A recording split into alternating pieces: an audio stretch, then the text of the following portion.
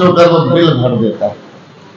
इसी तरह से ये जो चोरियां और डकैतियां हैं, आपका ख्याल है जी मेरे मुतालबा करने से रुक जाएंगे? कुव्वते बाजू से इस काम को रोकना है और एक मौका आ रहा है। कुछ लोग कहते हैं 3 महीने बाद, कुछ लोग 6 महीने बाद, लेकिन इलेक्शन होने हैं।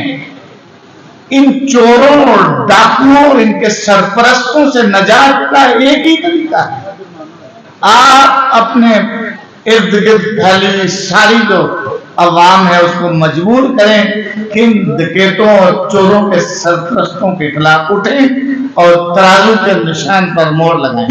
हम इंशाअल्लाह इस हवाले से इंतजामिया से आज भी मुतालबा करते हैं, लेकिन बाकायदा मुलाकात करके हम मुकाम बाला की तवज्जो भी दिलाएंगे।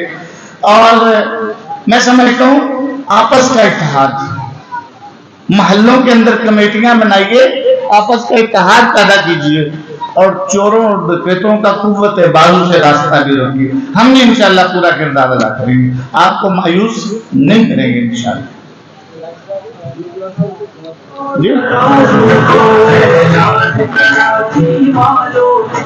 जी डॉक्टर